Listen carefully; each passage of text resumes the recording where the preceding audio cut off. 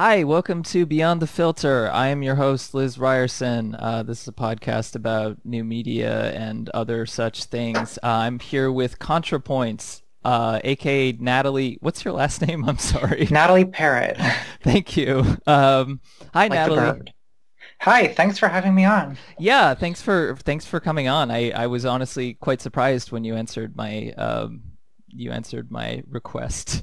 Um, Yeah, well, it seems that there's a lot of people who are connected to leftist politics or transgender politics or leftist transgender politics in particular online who feel that I don't engage enough with that sort of core constituency, I suppose. And so it's something that that's a criticism I've taken seriously. So I'm happy to be here and happy to talk to you since this podcast, according to Twitter, is very popular. it's because I tweeted at my followers to try and I'm like Well, let's that's try a and good get method. yes, exactly. Well, Well, I it's actually did want to talk to you before all like current controversies blew up because I wanted to talk about sort of the mechanism of making a career on YouTube and being a yeah. YouTuber and being a political YouTuber, but we're getting ahead of ourselves. So you are a YouTuber, mostly talk about politics from a leftist perspective, correct? Yeah, that's right. So how did you get into doing all that stuff? Well, I guess I had sort of used YouTube on and off when I was younger. I was around, almost a decade ago now for like YouTube atheism 1.0, and just like little vlogs and things I was making. I was never very popular, but I was kind of in a position early in 2016 where I was like underemployed. I was like working as an adjunct professor at the time, and before that I had been like an Uber driver and these other things. And I noticed that I don't know. I also had at the same time was having a kind of like a fit. I was trying to get a writing career off the ground and just failing hard. So I had this urge to do something creative. And I saw on my YouTube homepage, I was getting suggested all these videos from like these kind of like anti-SJW YouTubers. And so I was just like, what the fuck is this? So I looked at this stuff and I said, I think that I didn't see anyone at the time. It was a very different time on YouTube, honestly. A lot's changed since then. Like there was just not much of a YouTube left to speak of. A few small channels working away at it, but like it was much smaller than it is now. So I looked at the situation. I thought I can probably contribute something here, and so I started making videos. The first like three videos I did got overwhelmingly dislikes because the people watching them were fans of Thunderfoot. Well, and And you were probably coming up on the suggested videos after they yeah, exactly, watched like exactly. Thunderfoot or Sargon of Akkad or something. Exactly, but I didn't quit, and I sort of found my way into a style that, in a sense, it was a style directed at talking to the audiences of those people, talking to these like, I mean, I hesitate to even call them right-wing audiences because a lot of times what we're talking about here is like 20-year-old boys who like, they don't know that much about Black Lives Matter, about feminism or anything. They're simply in this because they watch these right-wing YouTubers, and that's all they've really heard about the subject. So with guys like that, or it's not just guys, but it's mostly guys, and men were more of my audience when I first started, whereas now it's much more diverse for me. But when I started, I guess I was thinking, like, how do I advocate social justice to people who grew up with 4chan? And that's kind of the direction that I initially took. Hmm. Did you grow up with 4chan out of curiosity? To a certain extent, I was never, I would say, a channer, although I was aware of it from my late teenage years on, and like would kind of like gawk at it from time to time. Yeah. Although It was basically I, the same for me too. yeah, like I was never really, it was never my thing. And I had like some bad experiences early on with, people I knew getting like revenge porn and stuff like that. So I like those seedy parts of the internet I felt very antagonistic toward from the beginning, but I also had an understanding of how things worked there, and the kinds of attitudes and the values that those people have, or not even those people, just that sort of the values that prevail in those communities, and sort of an idea of how to appeal to it with jokes and memes and self-deprecation, and sort of to view myself through the lens that I knew they were going to view me. All of that, I think, gave me this the initial strength to withstand the just massive like hate bombing that she would get at the time, and maybe still now. I'm not sure. I haven't been following like new accounts as much anymore. But in those days, like I saw a lot of like burgeoning like little baby feminist accounts go down hard because of response videos. Yeah, and that was part of the strategy, I assume. Yeah, I mean, and like the second video I made was Armored Skeptic made a response to it, which got 250,000 views. And I later made a response to Armored Skeptic, which is how this is how I first engaged with Armored Skeptic and Shuant Head, who are these YouTubers with these huge followings. They're kind of like centrists politically, but they make content that tends to pander to anti-feminism for the most part when they do politics. So at least made the connection to them, right? Because they kind of liked the video and they liked the personality that I was doing and they liked the jokes and things. And that became a way to open a conversation with them kind of having some level of respect for me. Yeah, so you basically have to engage with them at some level in order to exist on that space. Yeah. I mean, at the time that was certainly true. It's still true to a certain extent now. Like it's really hard to do leftist content or social justice content on YouTube unless, you just can't avoid those people. I mean, you have to choose how you want to respond. People just decide to ignore it. Like there are definitely leftist YouTubers who just say, I'm not going to say a word about these people. Now, that doesn't cause them to leave you alone by any means, of course. So it's a matter of how you want to deal with the situation. For some people, they're just most comfortable, just trying to ignore it to the greatest extent possible. I personally find that I prefer to engage with it directly, in part because that's the vision that I have for my channel, is that it's a channel that tries to reach or that tries to gain sympathy from people who otherwise might not be inclined to be sympathetic. Yeah, okay. Yeah, and I think that's important also maybe for people who don't understand why you engage with some of these people or don't understand why you don't just have complete derision for them, is that part of it is just almost a practical concern of that in order to exist on that sort of space that you need to do that to some extent. Yeah. Absolutely. Like there's a sense in which, like it or not, these people are your colleagues when this is your job, or when this is, even when it's your hobby. Like you're just sort of, you're sharing if you're on YouTube, you're sharing a platform with these people to a certain extent, and you're gonna, they're gonna try to interact with you, and they're going to comment about you and comment on your videos and comment about your videos, and different people. It's a matter of what you decide to do about that. So. Yes, there's an element of necessity involved. Yeah, well, and I think one concern that I have is, we're increasingly sort of in our own bubble communities online, and so there isn't a lot, especially like, with all the stuff that is happening and has happened online and, IRL in regards to right-wing extremism, Trump, etc. There's a kind of like, well, I'm not even gonna like go anywhere near that. I don't want to, it's just way too much. But there is I don't know, especially like, so I got into watching these videos to some of like the kind of videos you do through H Bomber Guide, just because he does like gaming videos, and I've been trying to find YouTubers who do stuff about gaming that aren't terrible. And so he came up, and then I started watching his videos about, like the Golden One or Thunderfoot or, those kinds of like personalities. And I actually found them immensely entertaining. Like at first I'm like, wow, this is just, too much. Like he's just getting his hands dirty in a way, and like it just like there's no way that this is going to work out for him, or whatever. And just seeing the fact that he was able to exist and do this and make these videos about these people, and say insightful things about them, and also I think help understand what is appealing about a lot of these YouTubers to the people who watch them.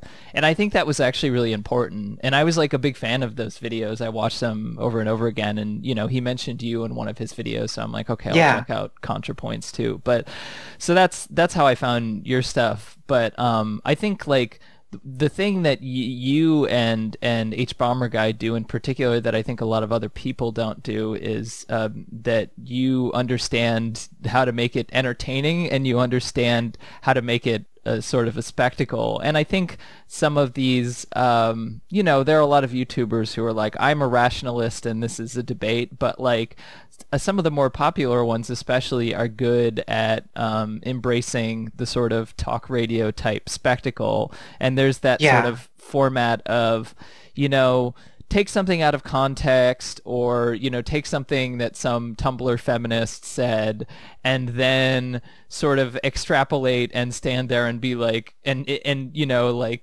imitate the person and be like, well, I'm a blah blah blah, I'm gonna do this, and like yell about it and stuff like that. There's something sort of entertaining and possibly cathartic to the kind of people who watch that, that I think maybe a lot of people on the left don't necessarily understand, or understand the value of.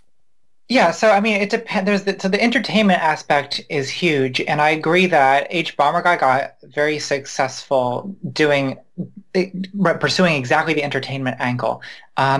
And I mean, I think she's been trying to move away from that for a while by focusing on making videos about like media analysis and and video games and things like that have less of a political thing. And also his videos lately have gotten very like sort of essayistic and thoughtful. I'm friends with him, by the way. I like his stuff a lot. But some of his early stuff was incredibly cathartic. I think for leftists online or anyone online who was kind of fed up with the rationalist situation, where he made them look ridiculous, and it was funny, and it was relaxing.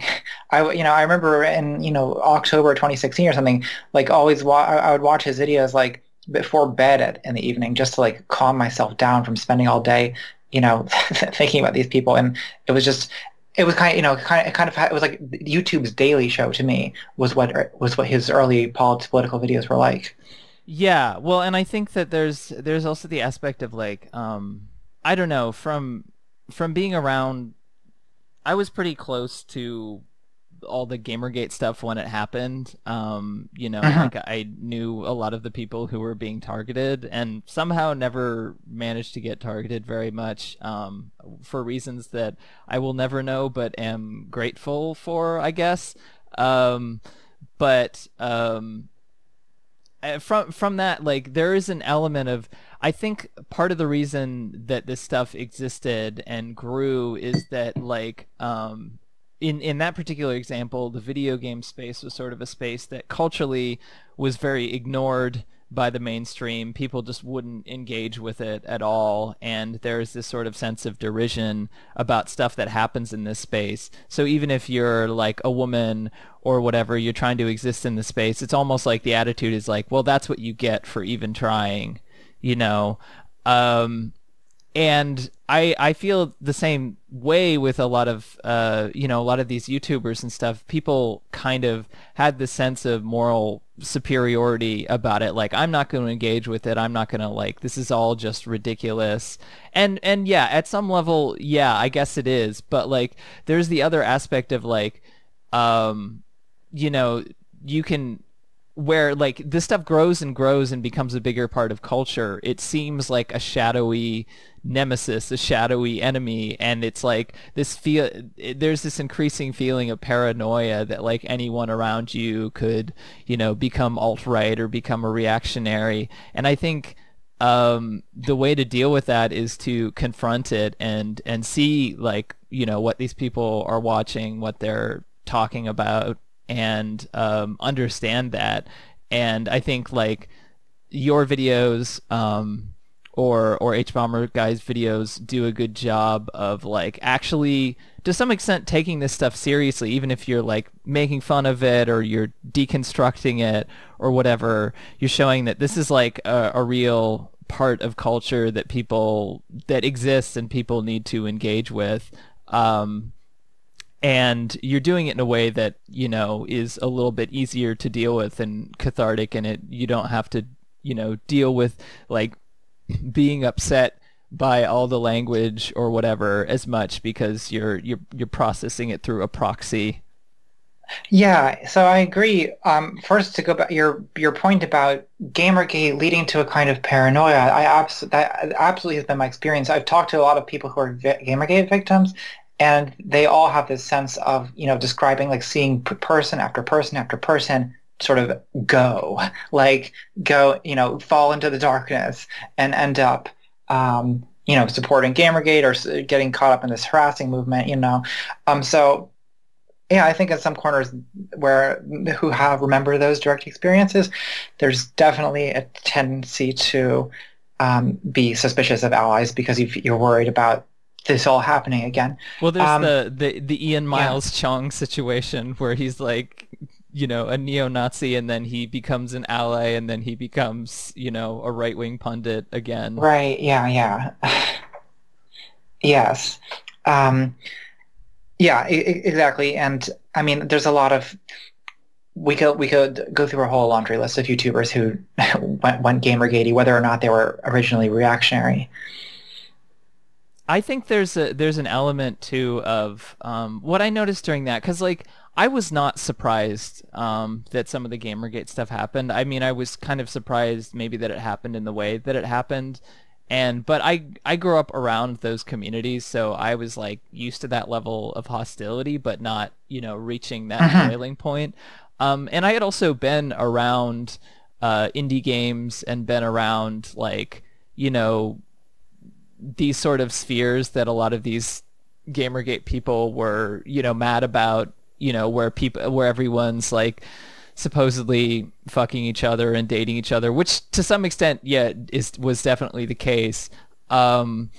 But and I also had complained a lot about the way that these spaces worked and that they were very inaccessible. And I happened to live in the Bay Area at the time, so I was like, and like I had connections, so I was able to like know these people. But I was also like incredibly broke and like literally crashing with people for like multiple years during this situation. And I realized that it was totally economically inaccessible for the vast majority of people, and totally and some of the social norms, you know, especially because I grew up in the middle of Ohio, and like, you know, I was definitely like a person who I was really into stand-up comedy. I was very like anti-PC, even though I was like leftist. So the way that I was an angry internet commenter. Like I was like somebody who would leave like long-winded like anonymous rants because I felt like totally disempowered, and some of them were pretty like, you know, vaguely reactionary. So like I feel like I understand that mindset pretty well. Yeah, I share the feeling of understanding the mindset, although I don't share it. I sort of get on a sort of intuitive level where they're coming from, how they think. I can predict how people who have that mindset will react, and that is it's helpful, I think, to be able to at least enter into it. Yeah, but then there's the aspect of like, and this is the thing that really bothered me during that whole saga. I wrote this piece about, you know, how people were treating gamer as an identity and sort of the, you know, the reasons behind that and some of my own experiences growing up and all that stuff. And I think like that attempts to at least show some empathy or like understanding at the time, people really didn't want to hear that. And it's weird because people sort of made their brands out of being anti-Gamergate, in the same way that people who maybe who were not interested in video games but saw an opportunity were making their career off of Gamergate. So there's this sort of like parallel thing where everyone is like, just like, because this thing is in the cultural conscious now, like a bunch of people are rushing in to sort of take advantage of that, and that's like people who are, like Milo or whatever, who don't care about video games but see an opportunity. And then there's also people who are sort of anti-Gamergate, who sort of popped up, who didn't really have any experience being around the field, but saw saw gold or whatever, saw an opportunity to make this like internet career. And seeing that sort of aspect take over, and actually kind of there's an element of like people.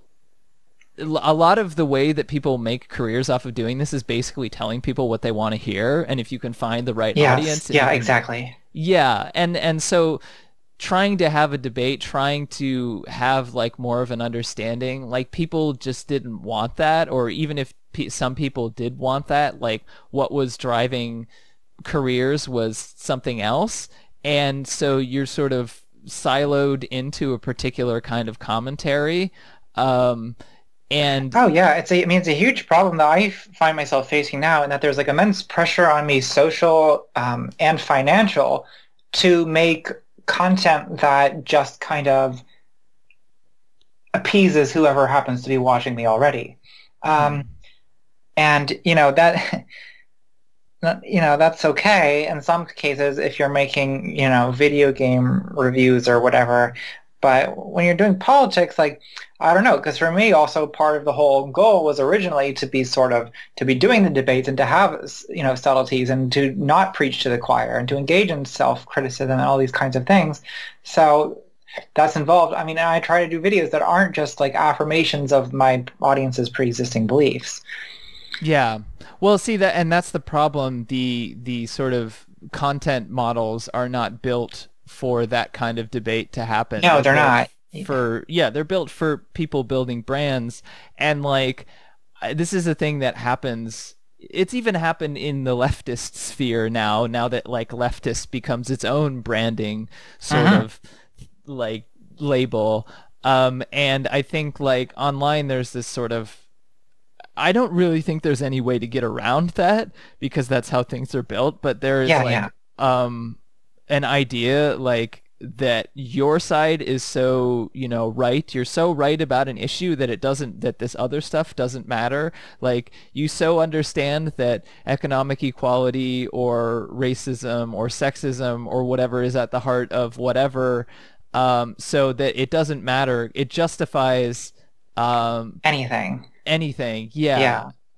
And it happens on all ends of the spectrum. It's just the way that like the content model and our like society is functioning right now. But like that like there's a lack of humility or ability to like admit that. And like I don't know what will force people to do that, other than like what often ends up happening is that somebody who became really popular really quickly is outed as being an abuser or something, which is the milkshake duck thing happens all the time. Yeah, and so that becomes part of it, and so there's like this increasing like reactionary sort of trend, and then there's also like this increasing paranoia that anyone or anything could turn at any moment, which I think a lot of people have turned towards you. Yes.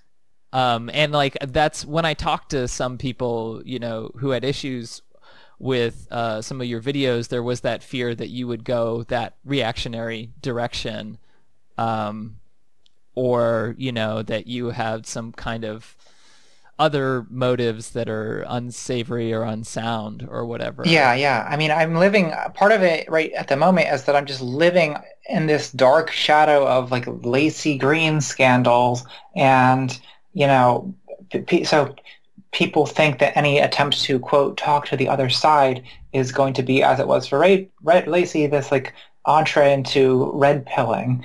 In my case, that's not the case at all. And it's kind of hurtful for me to constantly have to live with this supposition that I'm about to commit treason at any moment.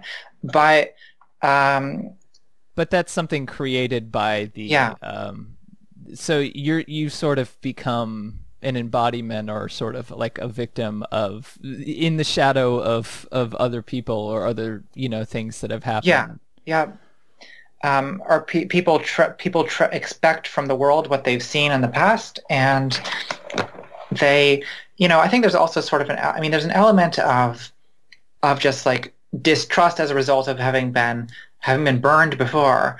But there's also an element maybe of the less charitable interpretation is that some people do seem to enjoy building someone up than tearing them down, and that's something Yeah. I see going on as well. I mean, that's a very common aspect of celebrity. Yeah, Um, exactly. and I mean, it's how we get like, I mean, as a musician, this is one issue that really bothers me is the commentary around music and particularly pop music being what it is, where like people are like, Taylor Swift is an envoy into Nazi beliefs, and Uh-huh. it's like you have to read so much into Yeah. that to be able to see that. And anyway, you're blaming Taylor Swift, the person, somehow, some entity, when you're not talking about the sort of mechanical, the things that go into making pop music and marketing it, and that there's like not much difference on that level between a Beyonce or a Taylor Swift in terms of how things are made, the ways that the way that the industry functions. And yeah, I prefer Beyonce's music and sentiments in her music for the most part, but like there is that unwillingness to talk about it because like in pop music there's that sense that oh, you're spoiling the spectacle, you're ruining the fun, by not sort of engaging in it the way that you are deemed to engage in it with. And I think there's Mhm. this like deep sense of like cynicism that comes with that, and with a lot of like commentary in general, like about politics or about like the politics of a particular piece of art, where it's sort of siphoned into a particular direction, and if you don't meet that kind of way of discourse, then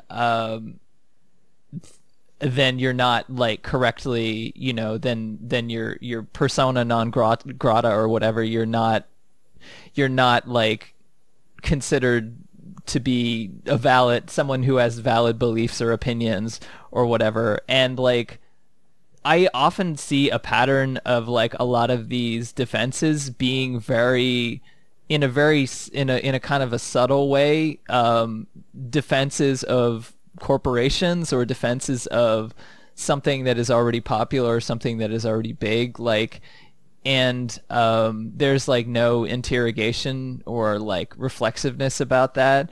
And I feel like I feel the same way about some of that Gamergate commentary, where the focus suddenly doesn't become how do we support artists who are doing challenging, experimental, nuanced works? How do we find a long-term support from that? The conversation becomes about representation completely. And I think like representation is like not a bad thing to talk about, but it's easy to sort of have that moral sense of superiority once you have the exact same narrative that you had before with like better representation or whatever. And honestly, like I feel like a lot of the people who are really strong activists who really pretend to really be committed to these issues online have fairly conservative values as far as that. There is that sense that like like lean in feminism is one example where it's like I just want to be able to do the exact same thing but as a woman or whatever. And that's something that like there is sort of a lack of like interrogation on, and it becomes really difficult to do anything about. So I don't know. I'm rambling now, but Yeah, so well, you said something about like people this Taylor Swift Nazi thing. So I mean, I regret a lot of the way I feel like I've contributed to this environment of somewhat a certain level of like Nazi paranoia. And what by that I don't mean there aren't real Nazis. Oh, there definitely are, and you know some of them are close to the White House. But so it's a problem. It's definitely a problem. But I think that it's important in order to fight the problem to keep a clear conception in our heads of who actually are fascists and who are not, because very different approaches are required to deal with these different problems. So to say Taylor Swift is a Nazi because a bunch of maniacs on Stormfront think that she's their special Aryan angel or whatever, like that doesn't make any sense. I think that people, when it comes to celebrities, sort of, it's very hard, I think, for most people to put themselves in the shoes of a celebrity. Imagine what they're doing. Imagine, separating, for instance, a persona from a person. I'm thinking about like Breaking Bad. The actress who played Skylar used to get like a bunch of hate mail from people who are like mad at the things that she did to a character. Like, and it's not that extreme with YouTube, but I think that sometimes when, for instance, I have brunch there was the Brunchgate thing last I saw that June. picture. Yeah, which caused a great amount of distress. And what's interesting about that, I mean, there's maybe like a kayfabe breaking element, right? Like you're consorting with heels. In other words, we're not supposed to be getting along. But also, these things are based solely on just like very superficial optics. Like Dan Olsen, who was in that picture, received almost no blowback for it simply because he was frowning in the picture. So something as simple as like the facial expression you're making. Yeah, he could have been smiling throughout the whole conversation. At the moment a picture was taken, and no one knows anything that was actually said in this conversation or what the dynamic was like. This one picture gets So I think when people, and it takes. I'm still getting used to the fact that things that I have to tend to the appearances of things very carefully. So going to this Vancouver event, for instance, I'm like, I have this terrible anxiety that like there's going to be this like picture taken of me with Blair White, and I'm going to be smiling, and oh God, like it's going to look like we're friends, and like, you know what I mean? But it's like it's frustrating because like it's just superficial nonsense. Like, but people, in a sense, all people know of you is superficial nonsense because they. Yeah, but that's part of our culture, right? Like people who are, critics, and even like people who are, driving like commentary will read into these things, and we have a culture that does that. And there's like a lack of insight into what life is like as a celebrity and that's like on purpose, because if the regular person had an insight into what it was really like to be a celebrity, then they probably wouldn't want to be a celebrity. And and the illusion would be broken, right? Yeah, and then you wouldn't identify with the person anymore. So that's what drives industry, and that's very intentional. But the flip side of that is that the celebrity takes the blame or takes the hit for whatever happens. They get to take credit for stuff that they don't do. Like the army of producers that work on a Taylor Swift or whatever album are fairly anonymous by comparison, but they also don't have to take the hit. And that's like part of being a celebrity. And I think that's kind of really fucked up, but that's kind of, and I think people will just kind of be like, oh, well, that's what it's like when you're a celebrity. And like, yeah, maybe to some extent that's how human behavior works or whatever, but we have sort of mechanisms culturally that aid in that process. And when people who are serious critics and stuff will do this stuff, will like read into a photo, will drive that sort of commentary, then there isn't really anything sort of challenging that. and it becomes like that just becomes what the commentary around that kind of stuff is. So I don't know. It's really frustrating to me because I think people need to, as part of like, because there's also the other side of it, which is like something that I'm really worried about, which is like cults of personality. And like this is something that I'm already like, like I like your videos, I like H Bomber Guy's videos, but I don't like the idea that like I have to be some part of like some fan army, like Yeah. and have there has to be like a cult of personality around either of you just because you've reached a certain level of popularity. And we have this like, I remember seeing someone like, they were upset about you doing the Vancouver event, or I don't know exactly what it was, but they're like, well, now who do I watch now? And it's like, well, why don't you get involved to some degree? Like, Yeah, why don't you do something besides just consume YouTube videos? I mean, I mean, I mean, I don't want to like yeah, antagonize people too much yeah, but that's like that's an element of like our culture. Like, it's not like yeah, it's not an individual. I mean, it's a thing that like you individually have to be aware of, but it's like there are a lot of mechanisms in place to prevent you from having to evaluate that. And there are even potentially social pressures as well, uh, because you take major risks, the more you put yourself out there.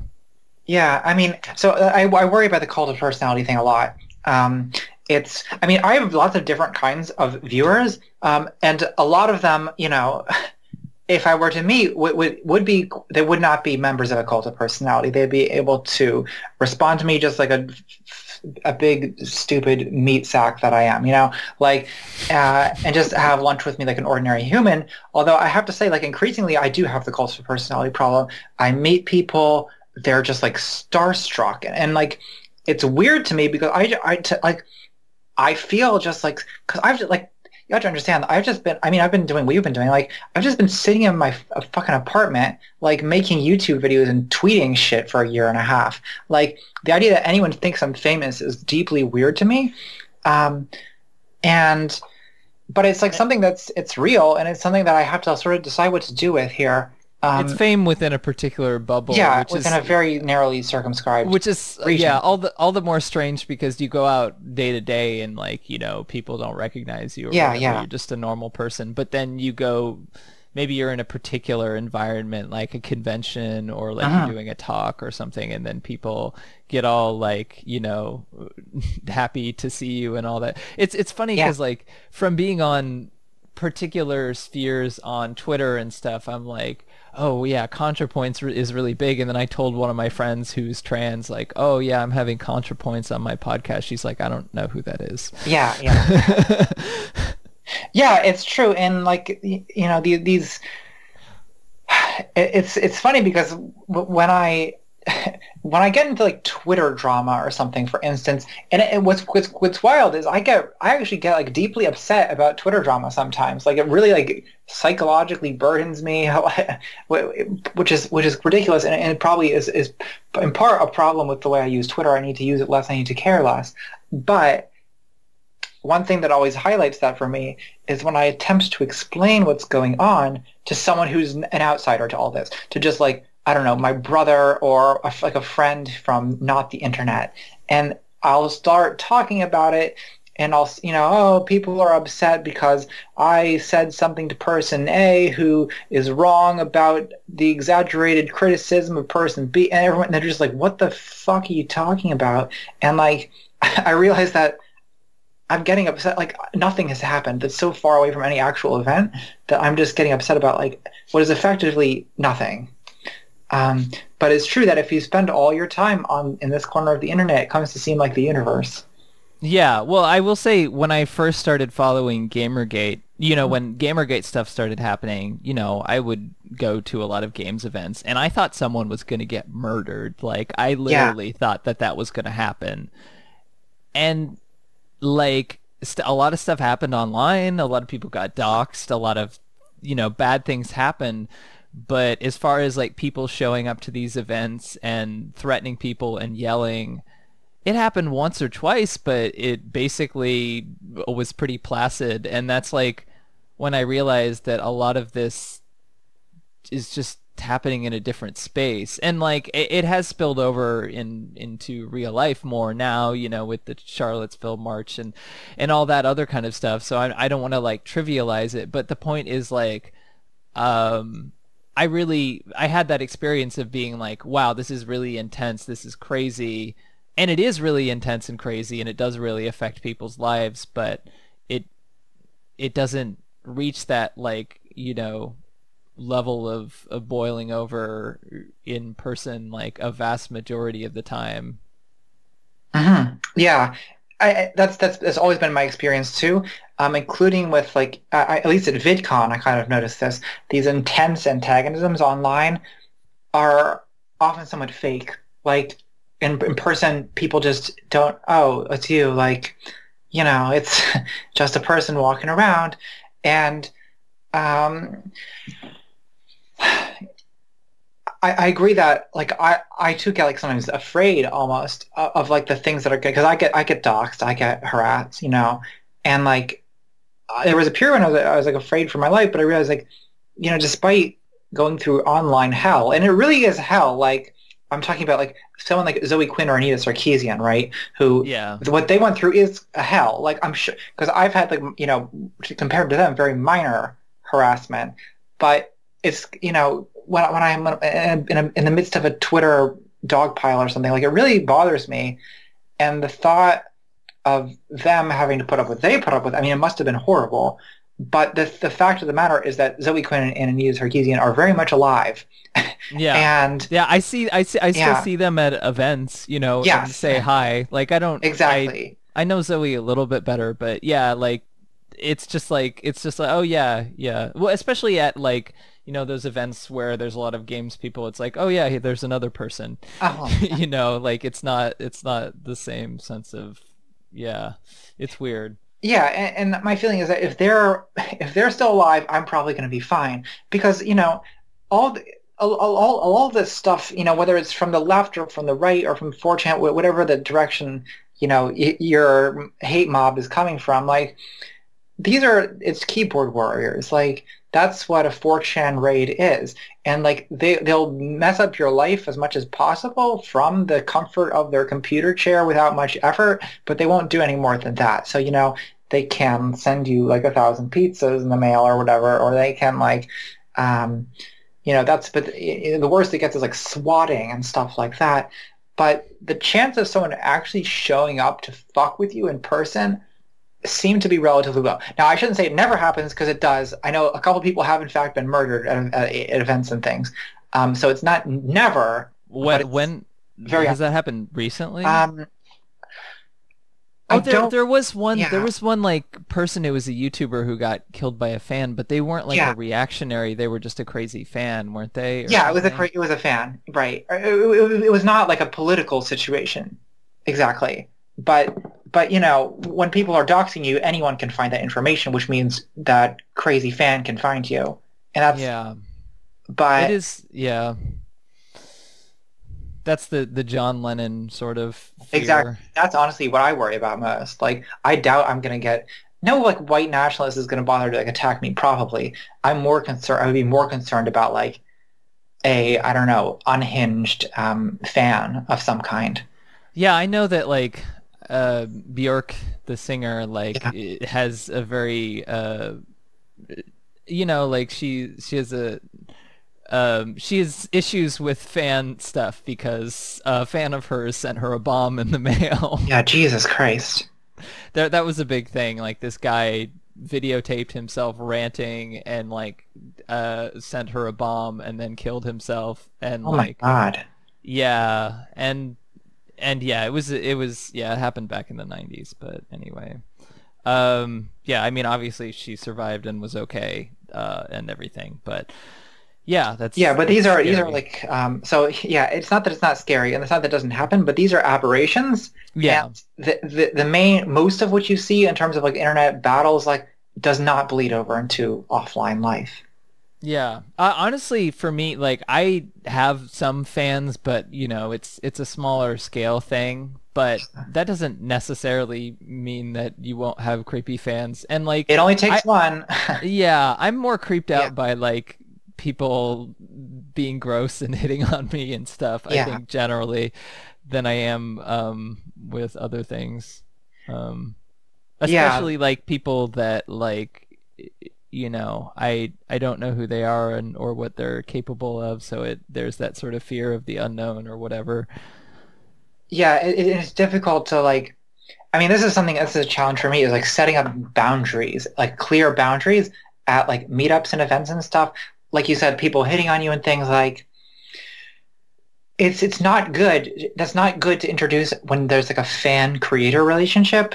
Um, Yeah, I guess that's also a thing I wanted to talk about as far as the hmm, trans community. Um, because the trans community is very, a lot of trans people date each other. yep. um, as I'm sure you know, and Yeah. there is some. I've definitely experienced being part of the trans community. I've definitely experienced boundary problems, especially when people um, like there's a sort of a relationship that automatically becomes sexual. I feel like if you are any degree of visible as a trans person in the trans community, and I think a part of that has to do with like a lot of trans people, trans women in particular, kind of not feeling like they can connect to anything else, not being able to like, having issues dating cis people and stuff, Yeah. Yeah. obviously. I mean, that's something I've had issues with. Um, but it creates a very weird dynamic that also opens the door for people who might not have too much of a sense of guilt about taking advantage of other people. Oh, yeah. I mean, so like if I wanted to date fans, I could go nuts with it, and I would be a psychopath if I did that. Because, I mean, I never really used to understand why this like the extent of the power dynamic involved in sometimes the like creator fan relationship. I know like some people are going to listen to this and like they're in happy relationships that they formed because they were a fan of a person who they're now married to or whatever. Okay, fine. So sometimes it works. Sometimes everything works. But mostly like I don't know, when I meet like fans at events and things and there's definitely a power dynamic and like it feels like immensely exploitative, or it would feel to me immensely exploitative too. It's really hard to navigate Yeah, around. to do that. I feel like I feel like I've been on both sides of it. I've definitely had, like crushes on people who have had much bigger platforms than me, Yeah. and then I've also had people who, really look up to me for some reason. And yeah, it's a weird dynamic, and especially in the trans community, it's a thing where I guess that's another thing I wanted to talk about specifically with your like Catgirl character. Mm, yeah. Um, because it's a thing that like I think a lot of trans women feel like we're not really represented with much respect in media, and I think that's generally true, Yeah, absolutely. especially in like comedy and stuff where like there's that trope of like if a trans person is represented, they're like crazy and like like I think like the biggest example is like the South Park Mrs. Garrison thing. Oh God, yeah. South Park is horrible in terms of Yeah, the way it's depicted trans people repeatedly.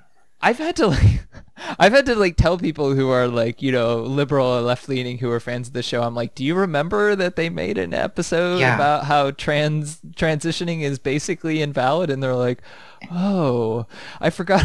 But And like how they that's a compared it to like mutilating yourself and turning yourself into a dolphin or whatever, right? Yeah. yeah, and that still Yeah. happens. I mean, like Dave Chappelle went on this like Oh God, yeah. huge rant, and I was a big fan of Dave Chappelle. Yeah, Like, I I think he's watched very funny. comedy. I think he's also been, I mean, he's always been quite homophobic.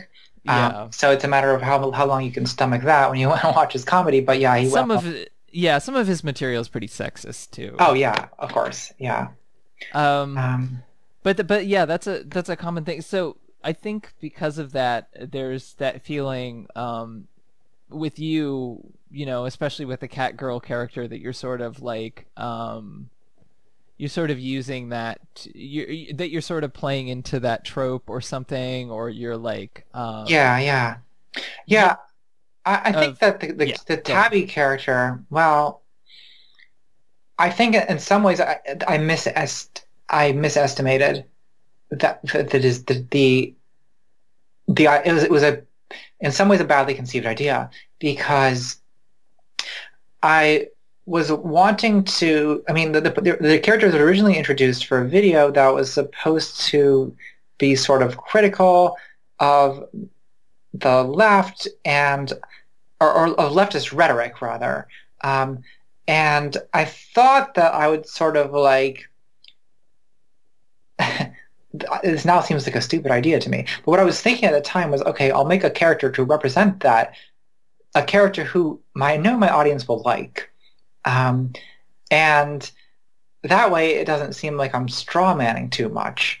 The problem, of course, though, is that I sort of overshot the mark a little bit, made a character that's too relatable, and then later tried to mock the same character that people had already formed a sense of relating to. Um, Yeah, and I think and that was a mistake.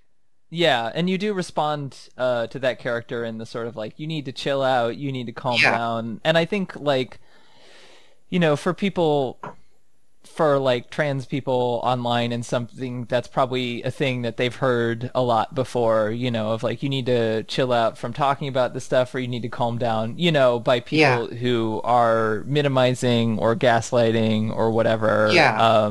But then I get that there's that element of like that culture, like something I've talked about with friends is like the tropes of people, there are tropes that a lot of like trans people fall into, of the way that they sort of act and approach things, and those can get really annoying if you're in the trans community Mhm. and don't identify with them. But when it's like you're in a place where you're also like more visible, and so there is that like more scrutiny on, and some of that context maybe is missing. Yeah, um I think that's fair. I think also, yeah, I mean clearly what's important is to be able to acknowledge that okay, people are justified, the reasons they have very valid reasons to be angry, right? Like so it's a matter of you don't want to dismiss their anger by saying, "Oh, just calm down, like nothing's you're fine." Like cuz it's not fine. There's stuff to be angry about. But nonetheless, to be screaming "kill all turfs" is like no one's ever going to be persuaded by that. So so behavior that is like sort of emotive, cathartic, that sort of feels good, but doesn't, but it's sort of maybe self-destructive in terms of its actual effects. Like there needs to be some, I think, room to critique that or to self-critique it. But I agree that with Tabby, I think I think this character is going to be gone for a while because unless I can think of something else to do with her, because I think that she's not turned out to be a good way to raise this concern. Yeah, I mean, like I said, it is difficult, and you have the spotlight on you in a way that is really hard Yeah. to, and you're standing in the shadow of a lot of other people who have, maybe had that sort of relationship of being highly visible and then either being disgraced or coming out as being abusive, Right. or various things that have happened with other visible trans people online. So I think that's a difficult aspect of it. But I do think that there is something. I'm not the kind of person who would say kill all turfs generally, but there is Yeah. something, like, you're not always trying to convince somebody of something when you're No, that's angry. true. And Yeah. like there is that, like, I don't know. I'm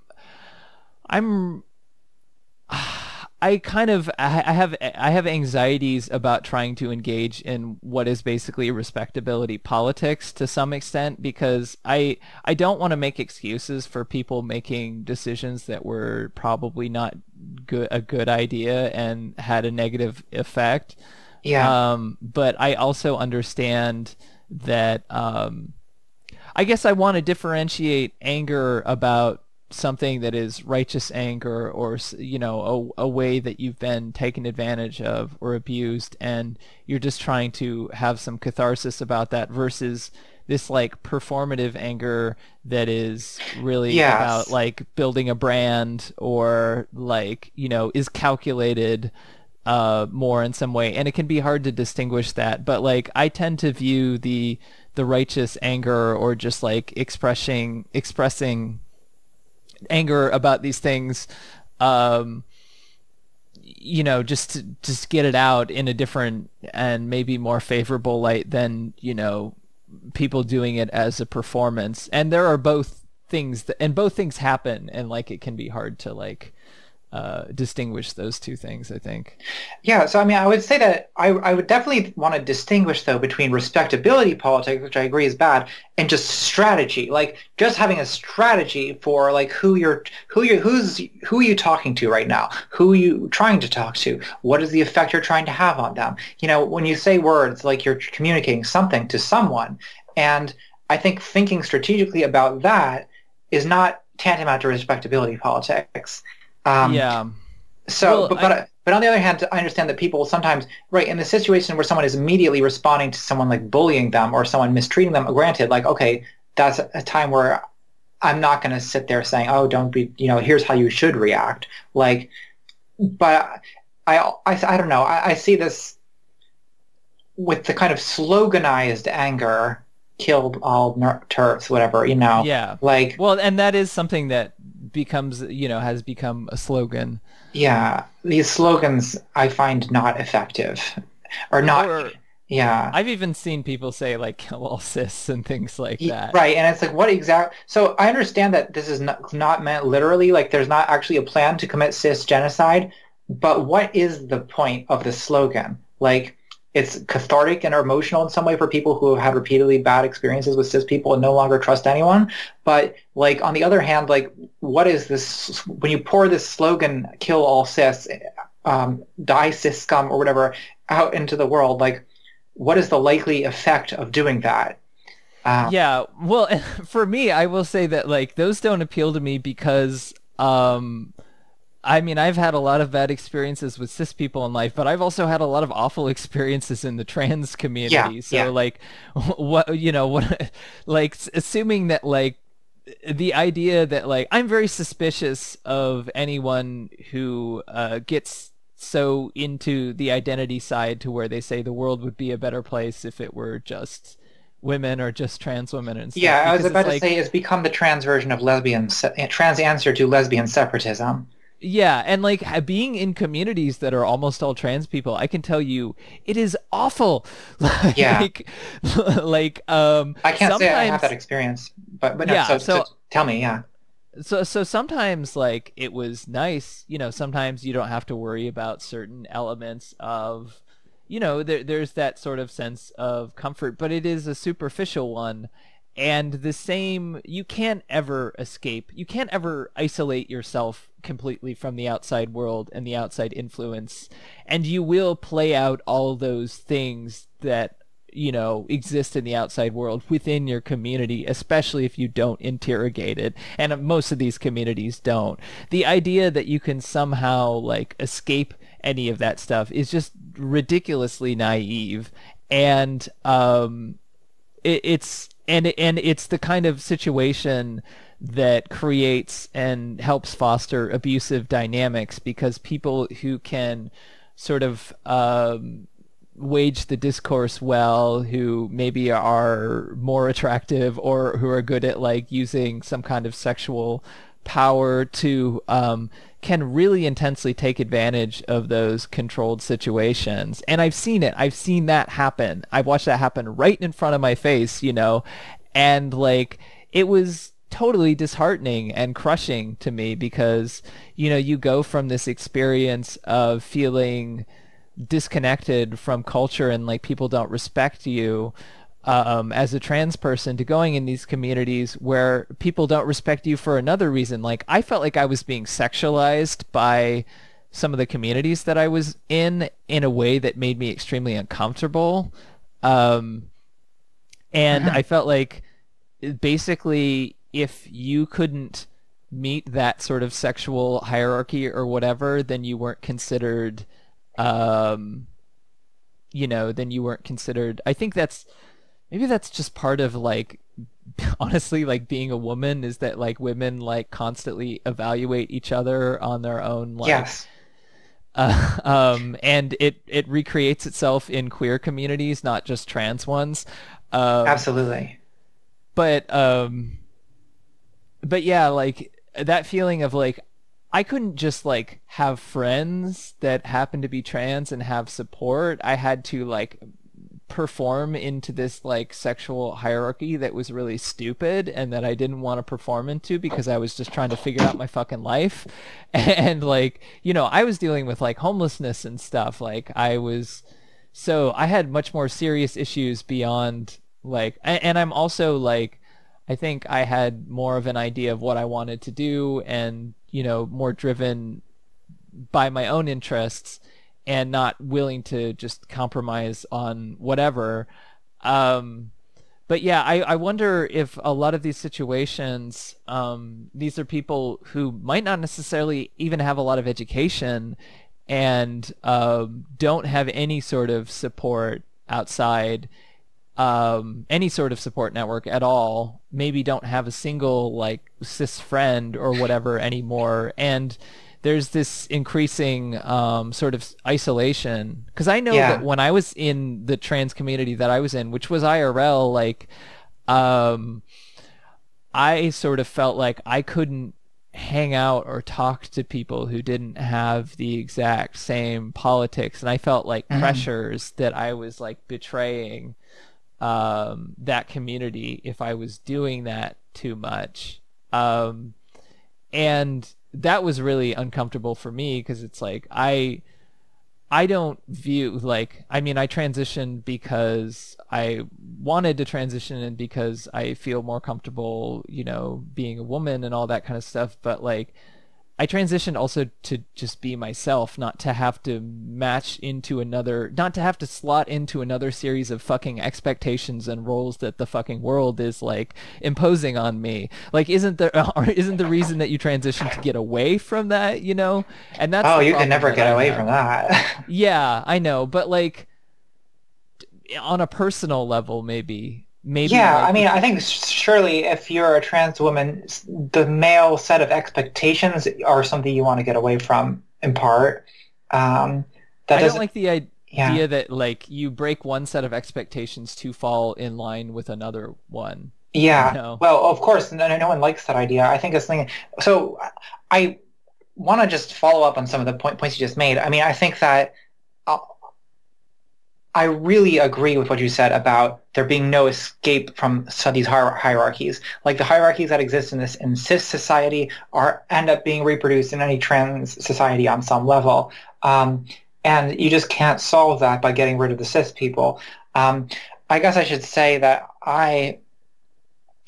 I mean, when I came out as trans, like I mean, I'm still figuring this out. But when I first came out, like, wow, like very suddenly I found myself thrust into the midst of these very complicated hierarchies of power and all this like politics around how you look and speak and all this kind of stuff. You know what I mean? And Yeah. like I found that I had certain weaknesses and certain strengths and certain things that I was going to be disparaged for, that were going to be obstacles for me, and also certain like major advantages I had that over some other people, so, which was great for me in some ways, and in other respects was, causing me to become envied and resented. And that's a lot to figure out all at once. I still haven't really figured it out at all. Hmm. Yeah, I think God, what was I gonna say? I like that sort of has created a situation. So part of my experience I sort of ended up through being interested in games and game stuff and moving to the Bay Area. I sort of like got invited into an informal scene with mostly trans and queer people involved, and there was like a little moment where some of that work was starting to get recognized more. But among the people who were like more the most visible, there was that sense that like, okay, we're making our experiences about our transness or whatever. Like I did the music for this game called Dysphoria, which is about transitioning. And even at the time, I had issues with that because, well, one, I don't know if it was just because I transitioned before that point already, so I had already dealt with some of those feelings. But the second part of it was like, what I really appreciated about some of that community was feeling connected, was that it was kind of like an outsider thing. Like it was kind of that sort of punk feeling, like, we were interested in anyone who was kind of an outsider, and there was a more kind of openness, and I think that's a really great thing. But then at a certain point, especially when some people around me started transitioning, like two people who became bigger both transitioned, around the same time as each other. They sort of branded themselves and their experiences in a particular way that's like, this is a trans experience, and they were able to, because of the way that like, liberal society sort of evaluates these things, to get like, recognition and stuff through that. Like we need more stuff about personal experiences. This is also when like Twine games became more of a thing, which also is like, where Depression Quest came from, and like, all that kind of stuff. So like, and I had a lot of issues with that because I felt like, what if you're a trans person and you're not making a personal narrative? And what I saw is that if you're a trans person and you're not making a personal narrative, well, good fucking luck. No one's going to pay attention to you. Like, you're not part of that sphere. You're not included.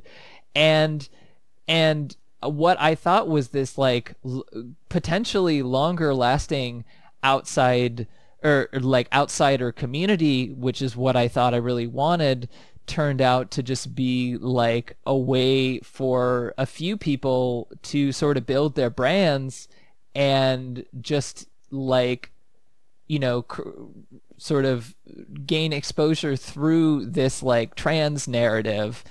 And basically because of that, the community entirely fell apart. Like there was no community anymore. Everyone hated and resented each other because there was no effort to build one. It was just like, that's the thing. If you're marginalized, you sort of end up in a community.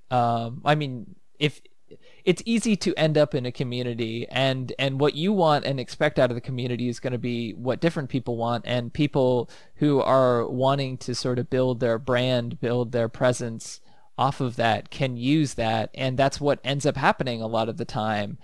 And I felt just like frustrated because I know that like young trans people, being part of that community, trying to do a more nuanced experience, trying to write about issues in a more nuanced way, like not just about like game stuff, but about being trans and queer and all that kind of stuff. I don't have the visibility that some of these people ended up having. And knowing that these people were mostly self-interested and like mostly trying to build their brand, and knowing that young trans people are going to get in, and these are the people who they're going to see the works of, I felt really dismayed by that. And I've tried to criticize that as much as possible. And it comes to the point where I just get ignored, I feel like, maybe because I'm not a personality or whatever. So, and then I become more connected to more and more people who also have the same anger that I do, but that anger isn't getting out there and being expressed because they're afraid to express it because of retribution from, other people in the community, or they just don't have the platform or whatever. So there's this whole network of people who get taken advantage of, or at least feel like this doesn't appeal to them, and they don't really have a voice. And the people who end up having a voice are the most aggressive and brand oriented people. And this just goes back to what we were saying about,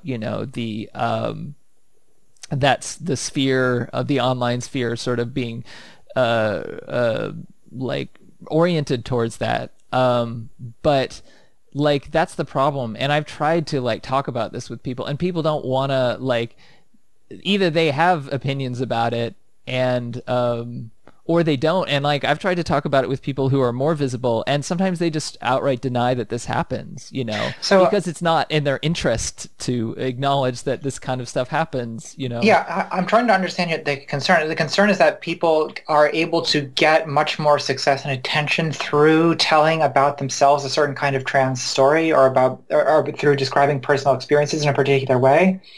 Well, what I'm saying is it creates like power imbalances in these communities Uh, that exist and are maintained today, and that's probably some of the backlash that you get is probably channeled through those communities where there are certain people who are elect themselves or are elected spokesperson of the trans I see, I see, I experience. see. Yeah, yeah. This is something I'm increasingly conscious of. Um, that you sort of, because I had a platform before I came out.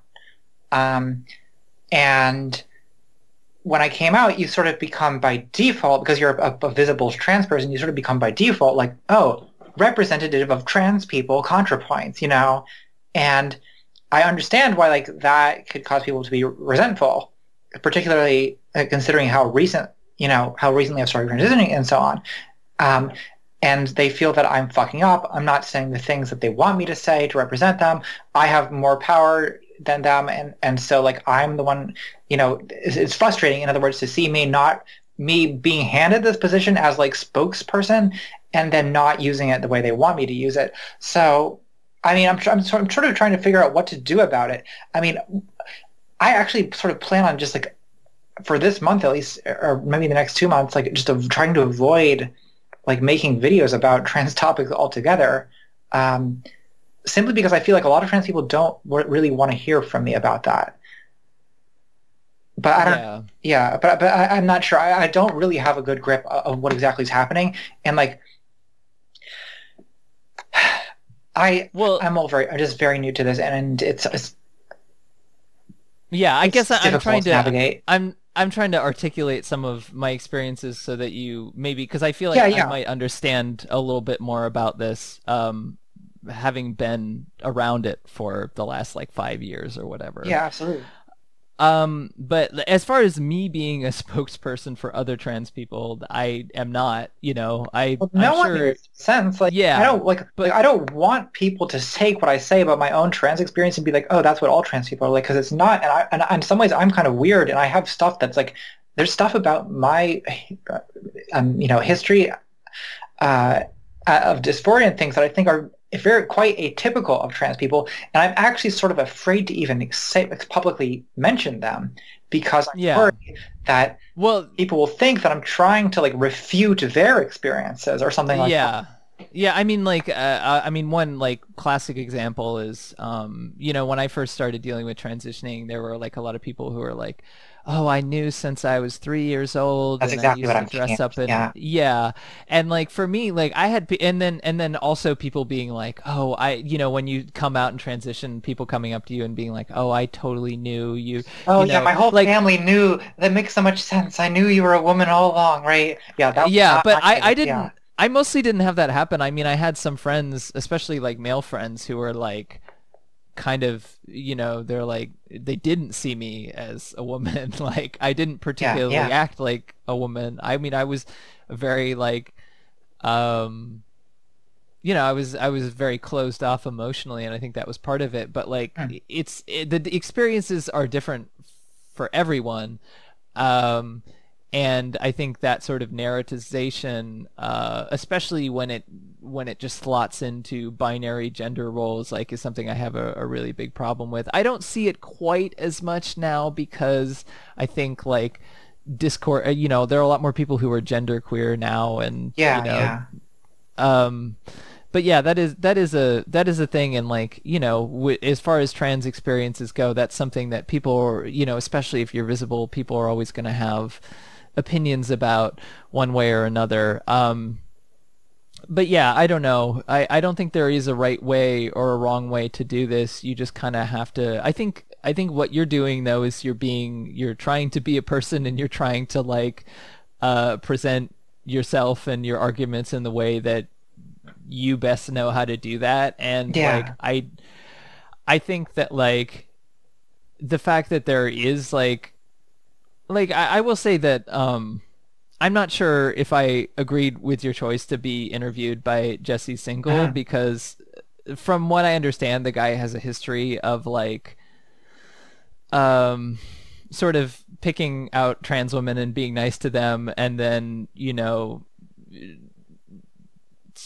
basically being a gender police for some reason, Yeah, there's been like, I mean, I've seen on Twitter Julia Serrano just posted a thing about her weird series of interactions with him. I've talked a little bit with Caitlin Burns about she's had bad experiences with him. So I've been, subsequently warned about this.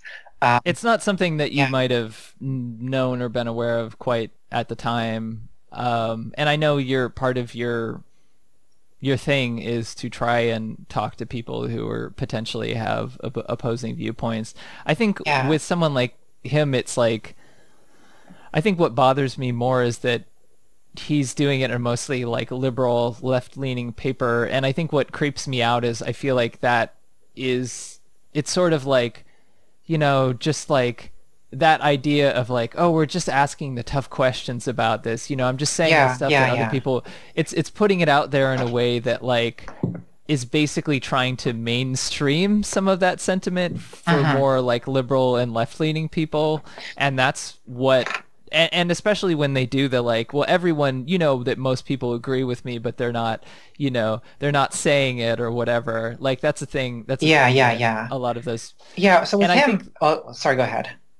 yeah, but anyway, I think that's the thing that really creeps me out about that. But I don't know, like I mean, I with him, I mean, so again, my history of interaction with him is only, a few months, but he's always been very professional with me, and that does by no means does that refute anyone else's experiences. Other people say that he hasn't been professional with them, and I'm inclined to believe them. So go read what Caitlin Burns says and what Julia Serrano says. Like I believe them, and I'm sure he's been like that. I mean, as far as the content of the stuff he writes, I mean, what he reminds me of is a lot of people I know from academic philosophy, um, hmm, and for that reason, I think I maybe like sympathize or feel I understand him better than a lot of other people do, or I'm like at least more sympathetic, because like it's this mindset that you're trained to have in academic philosophy, where you don't care what the effect on any political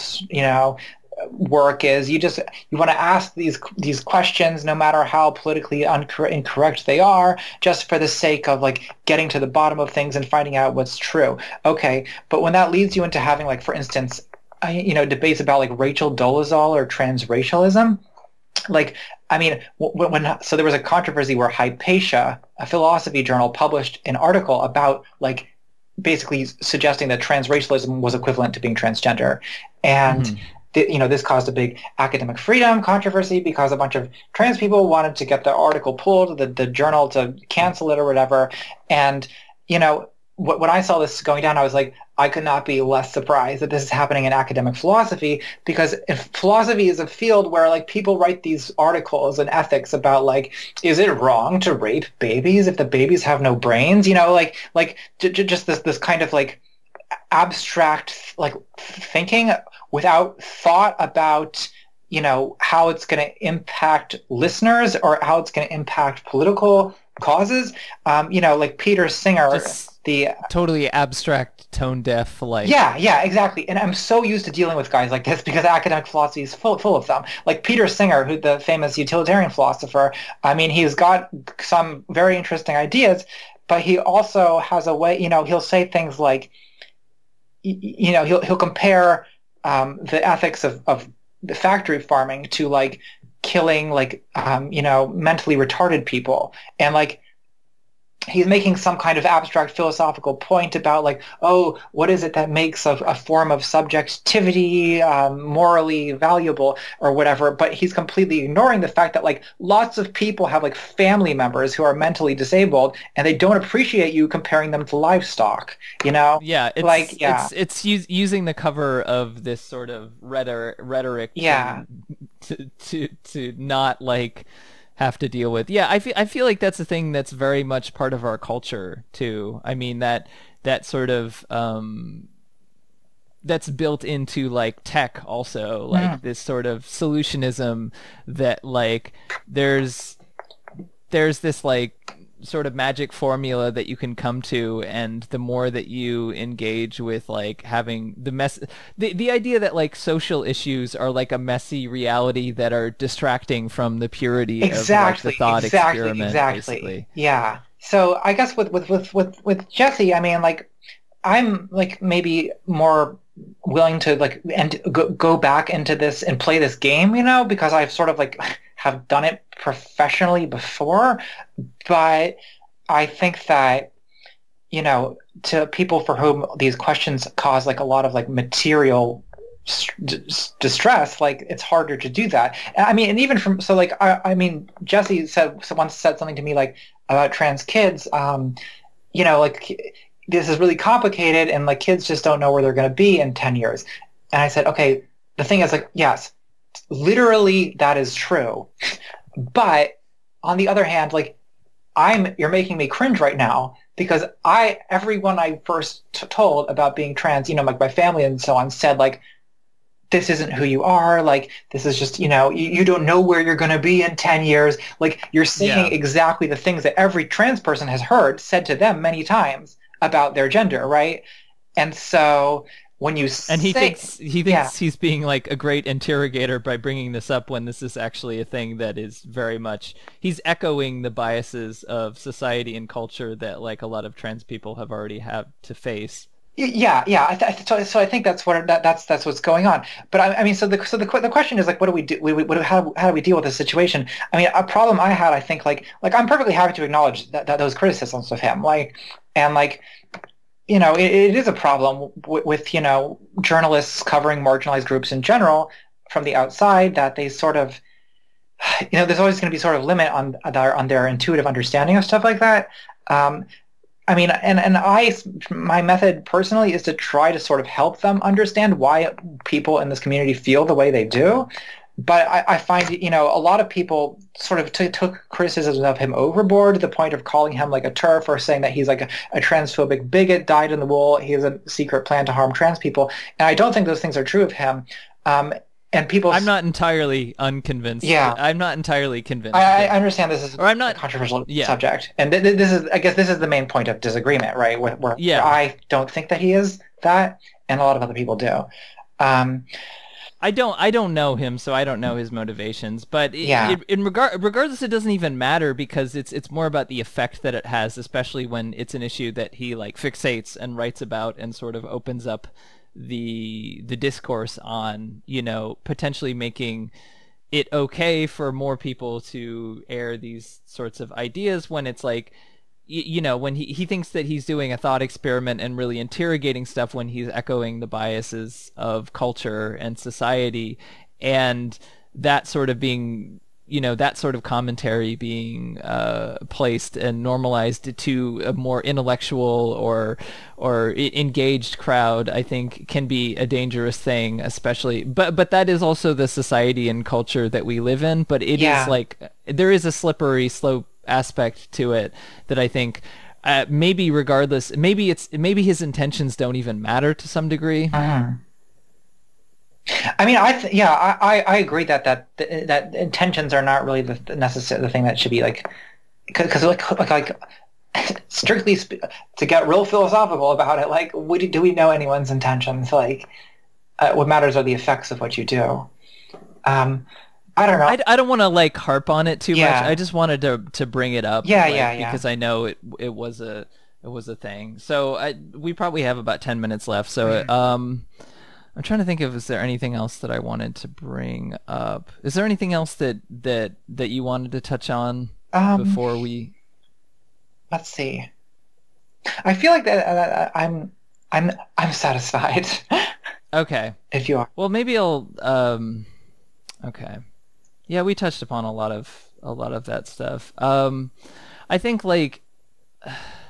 I don't know. I think like the kind of stuff that you do, regardless of the backlash and stuff, is really important. And I've been like trying to convince more people on the validity of YouTube as a venue for talking about like these issues, Yeah. because not just because reactionaries, you know, are really all across the space, but also because like I'm not necessarily a believer in traditional media like being a very good venue for dealing with a lot of Yeah, issues. yeah.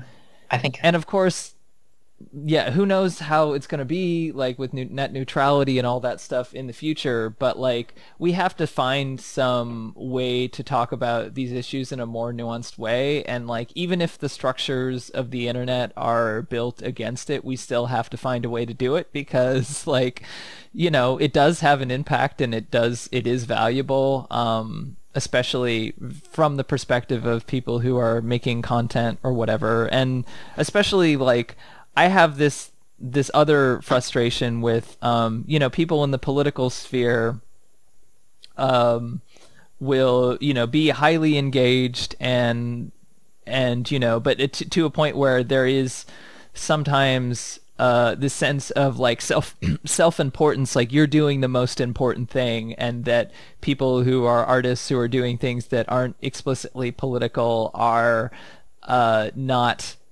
doing as important work, and that Mhm. this work should not be prioritized now, which I think is very misguided. I think we need to like embrace different ideas about like what, you know, a sort of leftist idea or mindset is in different aspects of culture, and that goes to like entertainment and, you know, media in general. Yeah, Like, and I think that's especially the case when it comes to like representing marginalized groups, or when it comes to art by marginalized groups. Like, not every trans content creator needs to be a trans activist, you know? Like, it would be great if for trans people to make art that's not just about that.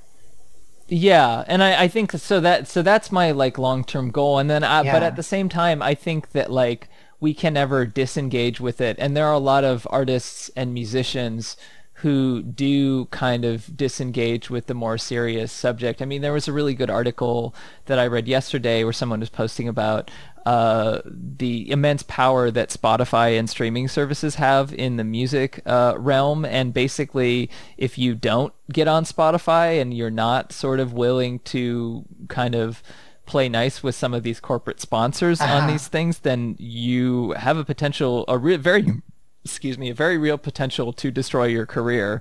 Um, and like critics and stuff will basically not talk about it. There's this kind of like sense that maybe they're trying to be anti-snob or something. But like there's this fear of engaging with those issues. I don't know if they don't think that people will read them, or people are so basically there's a lot of work to be done, because there's a lot of like internalized kind of like defeatism about a lot of these things. And I think um, I view like doing content on YouTube, making videos, as sort of part of this whole process. There is an art to it, and I think embracing that and embracing maybe the more abstract side is good for people doing political tinged media. And on the other side, for people who are doing mostly artistically apolitical stuff, it is good to think about the politics of what you're doing in a more abstract way. And so I hope that like beyond some of these like you know, issues that are coming up in the current, you know, cultural space, that we find a way to sort of more abstractly and more a way with more breadth to express maybe a different worldview or a different reality. And I think that like that's one thing that I am excited about with watching some of your videos, is that you know, you actually put some effort into like, and I mean it's still comparatively low budget, you know, Mhm. compared to like a TV show or something, but you do put some effort into production values and trying to present it in an interesting way. And I think that's actually really important, especially when the way that like we're consuming this information is through media, and there is often like a sense of like the only way that we can convince people and get people involved is through the written word on the left, and that's something that like definitely desperately needs to change. Yes, I absolutely agree with that. But this is not 1844. We've got to have people like to look at shiny things, and we've got to deliver. I don't know, and that's something that I've seen you talk about to some extent in your videos. So I don't know. But yeah, that's also part of the goal of like this podcast is to talk about that kind of stuff, and in a way dealing with those issues and trying to find. I mean, basically, like if we're going to have to escape the capitalistic dystopian nightmare that we're in, we have to find ways to escape it in terms of thinking about like the media and stuff that we consume, and how can we make things that are potentially still fun and entertaining but embody better values, embody stuff that doesn't mass exploit and mistreat people. And Yeah. part of that goes to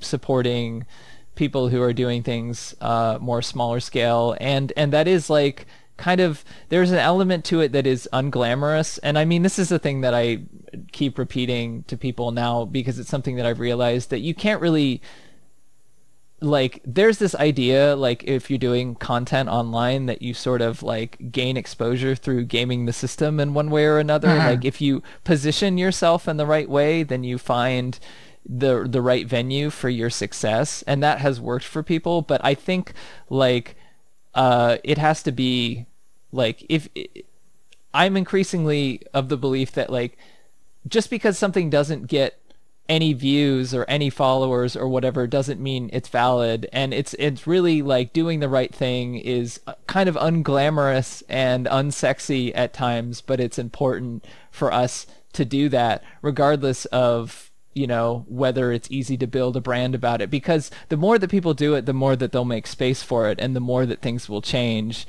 And I think if people see that and are willing to put that effort in, then Yeah, I mean, I completely agree, of course. I mean, I just most recently watched this happen with my colleague Theron Meyer, who has a history of doing like conservative videos, and she's gotten, she's got hundreds of thousands of views and make money by doing a video like, I used to be a non-binary SJW or something. But recently she's just too smart to be doing videos like that, basically. And she's started doing videos that are much more critical, that are critical of the alt-right, they're critical of her own positions. And like, she's lost her whole audience. But I think that's a sacrifice Yeah. that maybe like we have to take it upon ourselves to make, especially if we're committed to really doing it, which is like really depressing in a way, but in another way, the more that people are willing to just keep going and find a way to make it work throughout. Yeah, it's about finding a way to make it work. It's about, I think, really trying to be as innovative as possible to find ways to do things as they haven't been done before. Absolutely. Well, I'm glad we're agreed on that. And yeah, I don't know. That's about it. But I wanted to get to that before we. So anything else? That sounds good. I've got a stream in 25 minutes, so I'd better go set that up. Okay. Well, thanks for being on. Yeah. Thanks so much for having me. And your channel and Twitter is ContraPoints. I'll put a link to it in the description. But this should go up in the next few days. I'll message you. Yeah, message me a link. And yeah, it was great talking. But yeah, it was great, and I hope you have a good stream later. Thanks so much. Okay, have a good day. You too.